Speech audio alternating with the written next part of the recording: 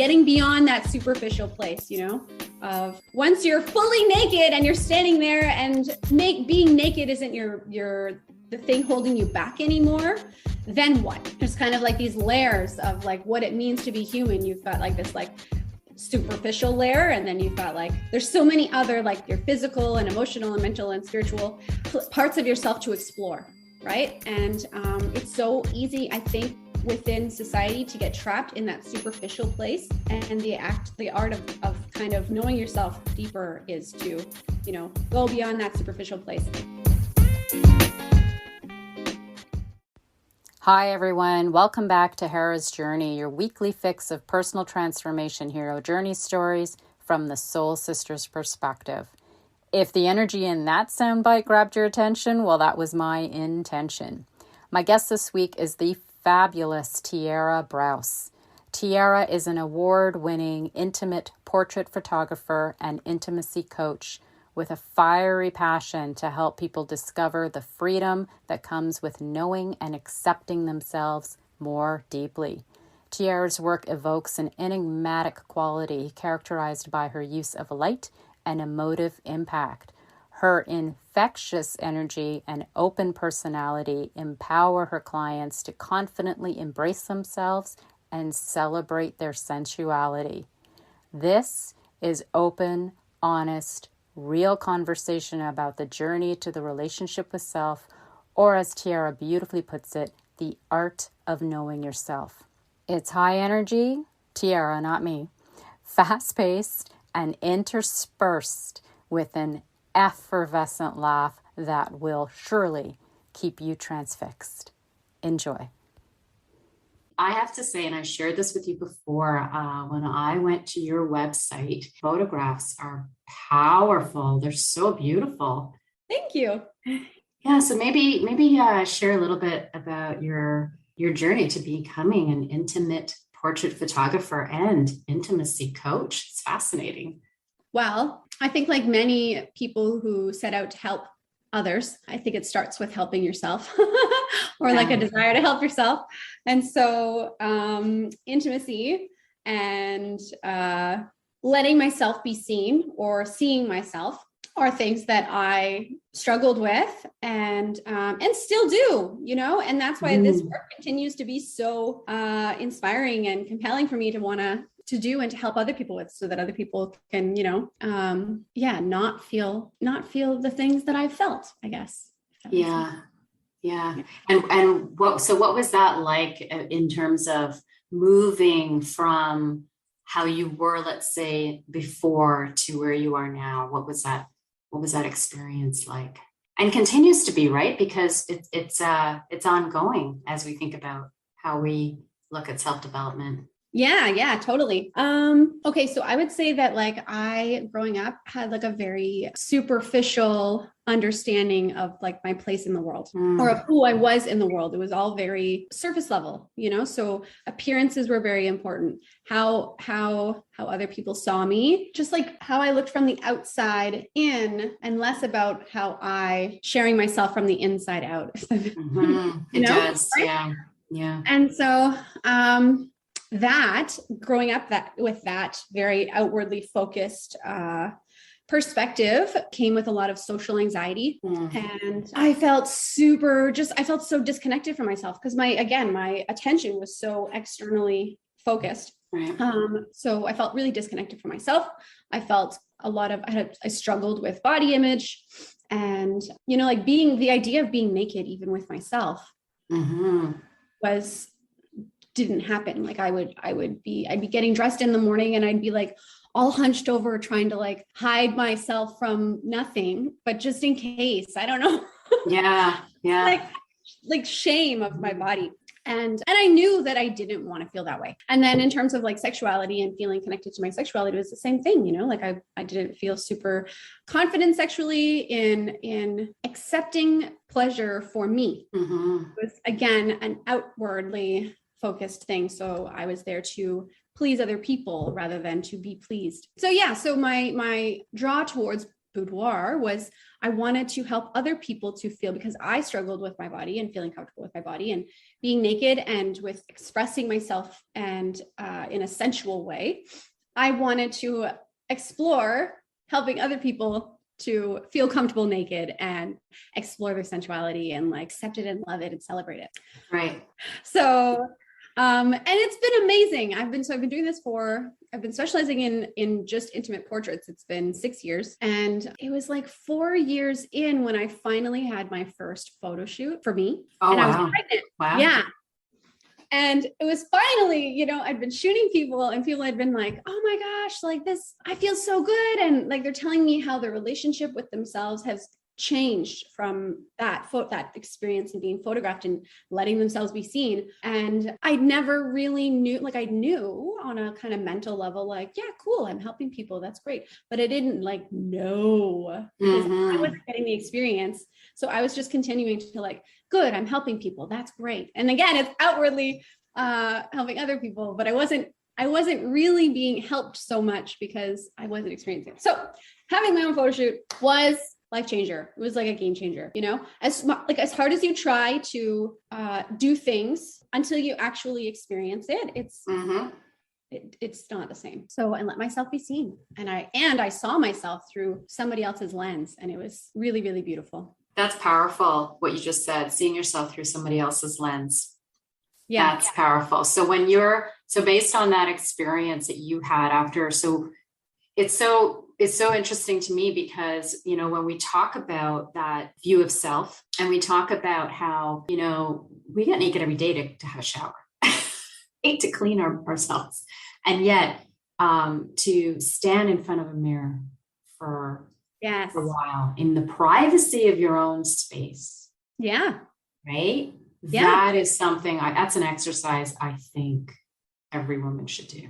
Well, yes, this is what I do every morning. Yeah. So I wake up and I've been like really passionate about what it means to be present in your body. Like that's like something that right now is like, I'm all about that right now. Yeah. For myself. And so being present in your body without all of the thoughts and all of the other things. So kind of like a morning meditation is I wake up, I turn on my music, I get naked and I dance. And it's not about standing in front of the mirror and judging myself. It's about standing in front of the mirror and being happy and witnessing myself being happy and naked and, loving it and having fun. Yeah. Yeah. And if I don't do that, like I have to do it every morning, and it kind of it starts the day off, It's a good practice. Empowering way. Definitely. It's like we were, I listened to a podcast recently and Mel Robbins was on as a guest, and she was talking about her recent book, and she went through that. She told the story of how she was standing there in the bathroom mirror. She's obviously going to tell the story a lot better than I would. And essentially she's critiquing herself at first. She's critiquing her appearance. She's critiquing her body. She's running behind in terms of her schedule that day. And she's only got a few minutes to get ready for a call. And then something interrupts that thinking. And she basically ends up giving herself a high five. And just the physical act. And she explains the science. What I really love about her is that there's science behind everything that she talks about.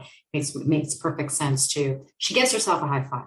And just that physical act, right, of doing that, and celebrating. Yeah. Yeah.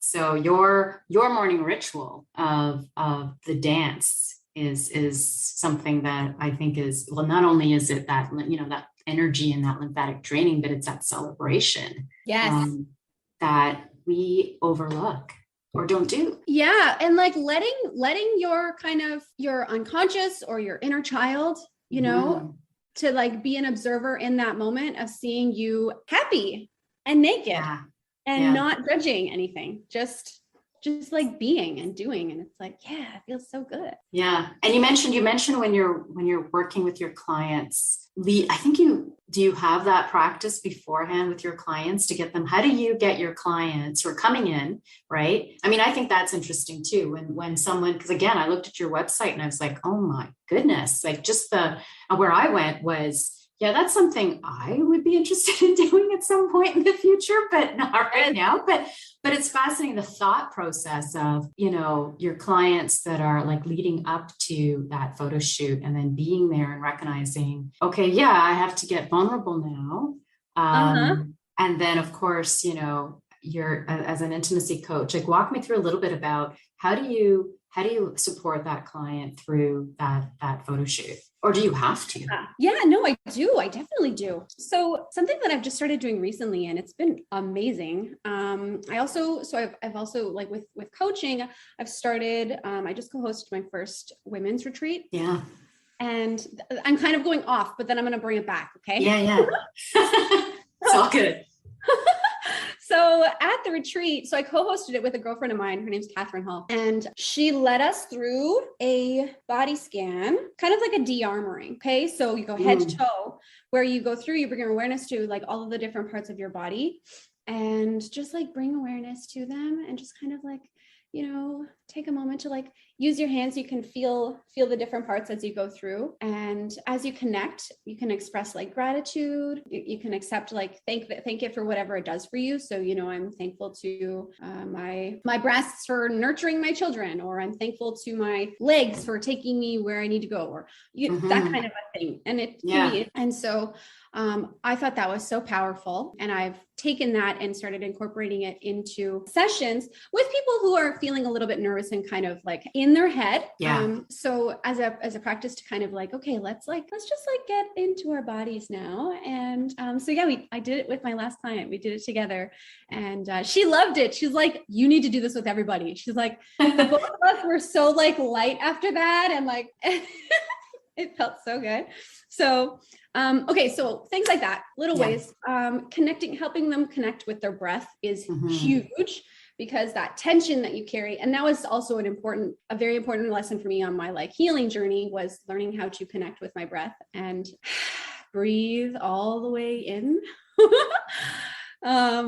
So that's something that I coach them with. And then, just like, I can't expect them to be vulnerable and let it go and be silly if I'm not willing. Right. Silly, and everything I ask them to do, I'm right there doing it and modeling it with them. Everything I'm asking them to do, I'm modeling, and and then that like energy and that movement and that like all that like flowy feeling, like I'm coaching them to paying attention to the sensations that they're feeling in their body as they're moving and as they're breathing and everything. So it's really important to me that it's an embodied experience as well, so that they're walking away with that like overall thing. Yeah, I love that, because it's what you talked about earlier about being present in your body, like, and really paying attention inward as well, right? Like breath. Again, these are practices I think that it's just we do every single day, but we're just not present and conscious in that. Not intentional. Yeah. Not intentional. Yeah.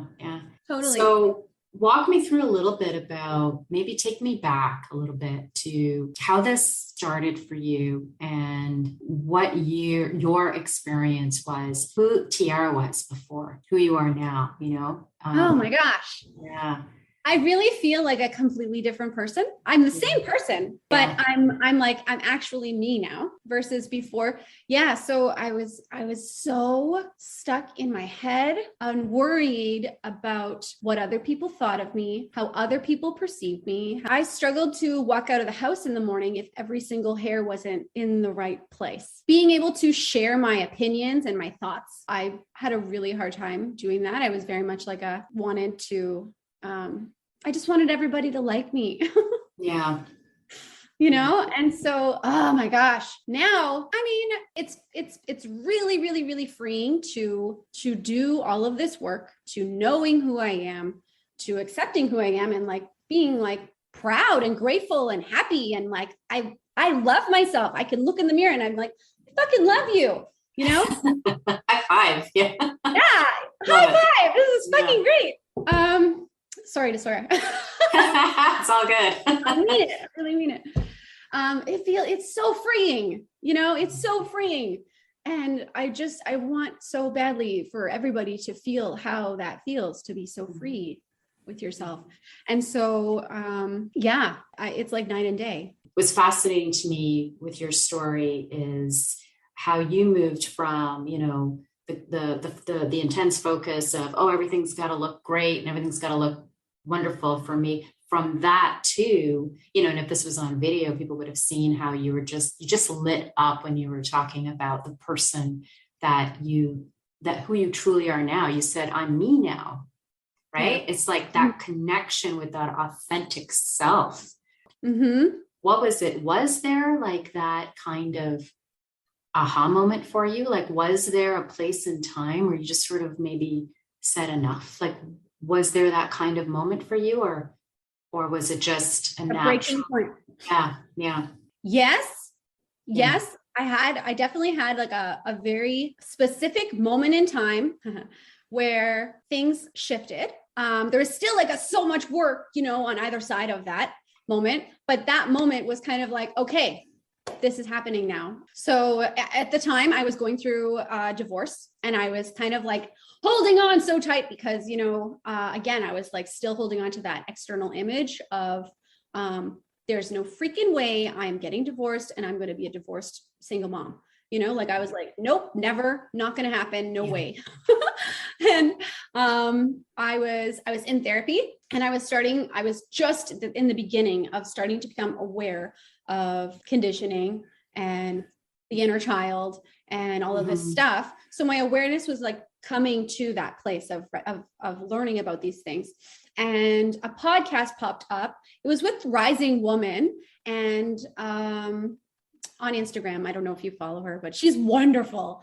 Anyway, the Rising Woman, and Lucia Capaccioni, and she was talking to this woman. Her name's Lucia Capaccioni, and she wrote a book called Recovery of Your Inner Child. And the podcast was about this. And so of course, like my little like feelers went up, and I was like, oh, I need to watch this. Like this, I was kind of in a moment where I was recognizing all these synchronicities too. So that felt like, I need this. Yeah. So I watched that, and I went and got her book, this Recovery of Your Inner Child. And because it spoke so much to me, because it's about creativity, accessing and getting to know your inner child through creativity. And that was also like a thing that I kind of recognized, how my inner child or my unconscious mind or whatever was communicating with me through my creative work, because consciously I didn't fully understand what I was doing and why, other than I just want to help people. But my unconscious was telling me, you need help, and this is how, you need it. But I read that as, I need to help people in this way. So anyway, so I get the book, I'm listening to the book. At this point in my like kind of divorce, I'm living upstairs in my photography studio, which is like a separate part of the house. And I'm up there, it's late at night. I have my like headphones in, and I downloaded the book on Audible, and I'm listening to it. Right. And it talks about connecting with your inner child through your non-dominant writing hand. And there's all these like activities that you go through in there. Yeah, it's so cool. It was so cool. So I'm doing the activity, and like one of you like meet the inner child, and so you're like drawing a picture. What does your inner child want you to know? Like what does your inner child look like? And just what you're doing is you're just whatever comes out with your opposite hand. Is you don't judge it, you don't think about it or question it, it's just is. And you could draw a scribble, and that's fine. And then one of the questions was, what does your inner child want you to know? And I wrote down on like with my other hand, not thinking about it, it's time. And wow. It's time. And then when I my eyes weren't even open doing this, it's just and it's time. That was just like seeing that and having that experience of like connecting with my inner child and feeling like, okay, like I didn't necessarily know exactly what it was time for, but I'm just like, something's happening now, and I need to make a change. So I think I just really trusted that. And then, so that was like the real turning pivot point for me. And then I just totally fell in love with all of the self-discovery work, and continued to do it and find all of the ways that I could do it. Yeah. So moving from that point, that's fascinating. I think I'm gonna have to try that with connecting with that inner child, that exercise of, as we know, with the conscious and unconscious mind. And I say we, because Tiara and I are both coaches and we work with the unconscious mind. So, you know, this is the part that for anyone listening, like you have that moment, that wake up call, as we say, and the then what? And you went in, you leaned in, you just embraced, yeah, it's time, I'm going to go forward. And was there anyone along that part of your journey to help you? Yeah. So, well, I was in therapy, as I had mentioned. So I was doing marriage therapy, or marriage counseling, I should say. And then shortly after I moved out after that, and it was about, I don't know, maybe within the 6 months, maybe 6 months later after I moved out, I found Avalon. And at that point, I had already like been doing a lot of like the work to kind of like learning things. And so I found Avalon, and therapy is amazing and powerful and so helpful. I mean, I learned so much about myself. There is a totally different thing that happens with coaching and with this unconscious mind practice of, or with this practice of building a relationship, like a strong relationship with your unconscious mind. And I mean, both things are so helpful. Yeah. But like all of the tools and the ways, like okay, so, you know, you were there, we just did this like partner breakthrough last week. And I was thinking about it in the shower this morning, because that's where like all the great thinking is done. I was thinking like, holy shit. And I'm still like now learning how powerful these tools are, because I'm in the shower and I'm like, it worked. Like that breakthrough worked. Like, it's like, I still have like these moments regularly where I'm like questioning it and recognize that I'm judging it. And then after I realize how powerful it is and so like one of the things, strategies. Okay. Oh yeah. The past week since then, my strategy is around procrastinating and just kind of like checking out from things that felt overwhelming to me. And this past week following the breakthrough, I was reflecting on the past week in the shower and realizing, holy cow, like things are getting done and I'm not thinking about it. I'm just doing it. And that used to be something that was like almost pulling teeth. You know, it was just like painful to just do the things that I, and so, I keep having these like aha moments of like, wow, it's working. It's really working. And it just keeps furthering my belief in how powerful it is. I already know that, but it's like just layers of like consciously knowing it and believing it. Exactly. That conscious awareness. Yes. So the two are now, you know, the conscious and the unconscious are now, you know, in tandem working together to, and you know, a key part of this, as we would tell our clients, is it's about, you got to be 100% in and ready and willing and wanting and knowing that you're deserving, right, of that new path that you have charted since, you know, you had that moment where you were like, it's time, you're right. And what you experienced recently was like a breakthrough in a day, which, you know, usually that takes a while. So first of all, congratulations on that, because it's, that's huge. So, you know, and to bring it back into that space of falling in love with yourself, right? Like, yes, it's reconnecting with your authentic self, but then really falling in love with that. Ooh, you know what? I had this thought recently, and I think it's relevant right now. This idea of like having all of these eyes on you, like feeling these external eyes, right? Yeah. Gaze. And so I've been having this kind of connection lately of where, okay, when you're disconnected with yourself and you feel all of these eyes, right? What I now believe those eyes are, it's like your awareness. You're feeling your own awareness. Do you know what I'm saying? You're feeling your own awareness until I get it. Until you know that your awareness is there. And then once you know your awareness, then you become the awareness and the eyes disappear because you are the eyes. Yeah. You're looking out, looking in. Yeah. Are you having an aha moment? No, I'm trying to like think of the looking out, looking in. Like you're inside looking out.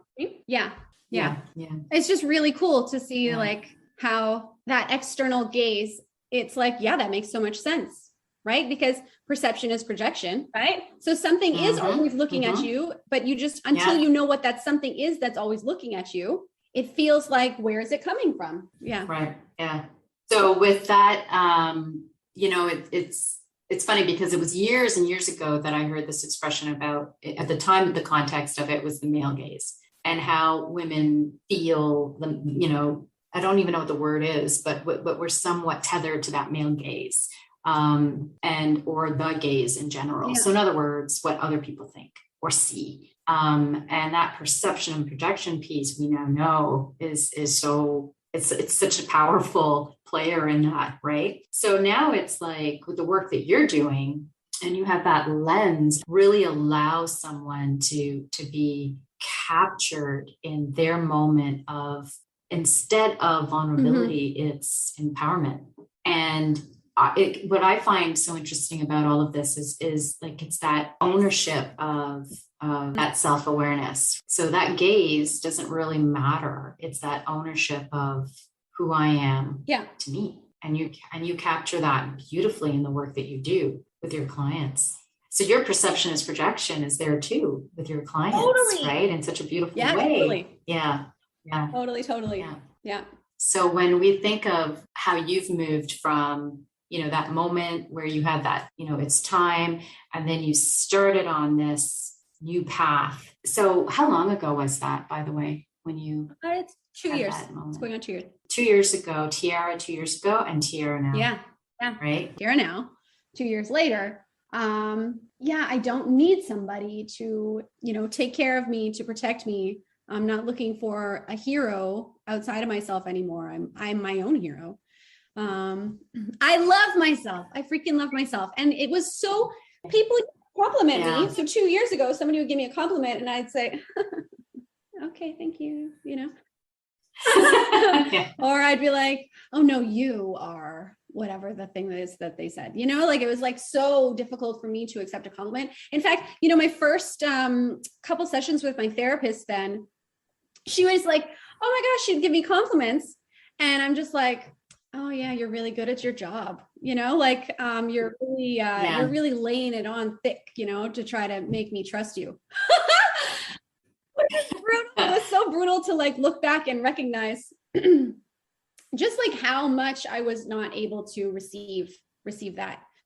And now, you're like, oh, I love your work. It's beautiful. And I'm just like, thank you. I love it too, and it feels, it's just, again, I keep saying it feels so good. Yeah. I love what you said earlier about you're your own hero. Yeah. Love it. Yeah. So true. Right. Again, connecting to that authentic self, which is so important in a journey like this. So important. Well, I really believe that like the work is never done. It's just like, so you figure out one thing and then you move on to something else. And then, maybe down the line, you go back and solve the other thing again.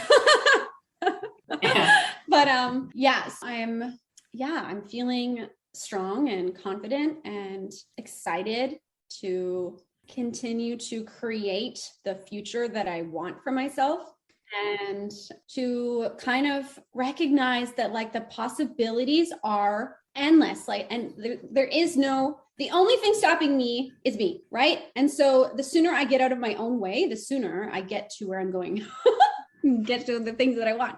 And that's such a neat thing to realize. What advice would you give someone who might be struggling with, they have not yet arrived at that understanding of who they are from a body conscious image perspective? Yeah. So the biggest thing that I've learned in all of this is the power of doing, right? So, that fear, that discomfort that comes whenever you are, in your mind, you're telling yourself, oh no, I can't do that. Oh no, that's not me, or whatever. Two things. So one of the things is right now, when there's something stopping me, okay, I ask myself, so I take a breath. I'm like, okay, what's happening right now? I ask myself, am I responding to this moment from a place of fear, or am I responding from a place of love? And that is like a little simple practice when I'm feeling kind of when I'm stopping myself from doing something I want to do, when I'm stopping myself from connecting with people I love, when I'm stopping myself from working on launching my coaching business. These are all things that I want to foster, that I want to bring towards me. So when I'm not doing it, if I'm stopping myself from looking in the mirror and saying, "You are so beautiful," or I'm stopping myself from dancing, or I'm stopping myself from just being naked and spending 5 minutes being naked and walking around naked. Is that what you want to be doing? Do you want to not be naked? Really? Is that what you want? And then if you don't want that, then are you responding from fear or are you responding from love? And that kind of redirect towards what I want and towards love and open-heartedness. Yeah, I found that to be a really powerful practice for kind of flicking the switch to be oh, okay, this is what I want. This is where I want to be. This is who I want to be and who I want to show up as in the world, which is, I want to be love. Yeah. And then the other thing is, let yourself be seen. Let yourself be seen. It's time and time and time and time again. The biggest lessons, the biggest, most powerful moments for me are the moments where I've let myself be seen, learning that over and over. Yeah, that's awesome. What excites you now with the work that you're doing? Okay. Yeah. So I told you about the retreat, the women's retreat that I have. Yes. And about the work I've been doing, embodiment, to help people feel safe in their bodies and to be present in their bodies, and with myself, with being present in my body. And so yeah, that I'm super passionate about that and excited to do more of that. I loved being surrounded by women who were all just being in that super loving, accepting space. Actually, the retreat was incredible. So I didn't even tell you what it was about. So all of these embodiment practices, the end of the night, the purpose of it was to help women to release the shame of being naked, which is the same thing that I do with photography. And, but to do it in a community space with other women. Yeah. The night ended with us all singing naked and singing and dancing around a bonfire. And we had drums and we, It's amazing. So fun. It was amazing. It was powerful. And we went around the circle and we talked about the most describe this moment, and it was powerful, fierce, amazing, free, wild. And it was just, it was the best. I feel so happy when I think about it. And I'm just yeah, I want more of that. I want to do more of that. So however I can. And then, yeah, I'm just so excited to help people to find that freedom within themselves of knowing who they are and getting beyond that superficial place, of once you're fully naked and you're standing there and being naked isn't the thing holding you back anymore, then what? There's kind of these layers of what it means to be human. You've got this superficial layer, and then you've got there's so many other your physical and emotional and mental and spiritual parts of yourself to explore. Right. And it's so easy, I think, within society to get trapped in that superficial place. And the art of kind of knowing yourself deeper is to, go beyond that superficial place and then go to the next one and then go to the next one and go to the next one. And that's what I'm so jacked and excited to help people do. Yeah. Amazing. Love it. Love it. The art of knowing yourself, the art of, I've got to capture those words because I love it. The art of knowing yourself deeply. Yeah. Beautiful. Well, I'm super excited for you. I think you've got amazing work. Where can folks, if they want to reach out, contact you, explore that website I keep referencing, where can they reach you? How do they get in contact with you? Yeah. So tiarabrouse.ca or nakedhappybeautiful.com. That's an easy one to remember, nakedhappybeautiful.com. That'll take you to my website with my photography work. And then on Instagram, you can find me at Tiara B Boudoir. Yeah, if you're interested in coaching with me, you can check out inwardcoaching.ca. Thank you again. I'm excited. I think this is part of such important work that we do because, again, it's a really good reminder of it's all encompassing, right? Mind, body, soul, that holistic journey to self. And it is a journey. I always say, you're becoming, you're in the process of becoming. And you said it earlier, it doesn't really end. Keeps going. So thank you so much for being here today. Naomi, thank you so much for having me. It's a pleasure.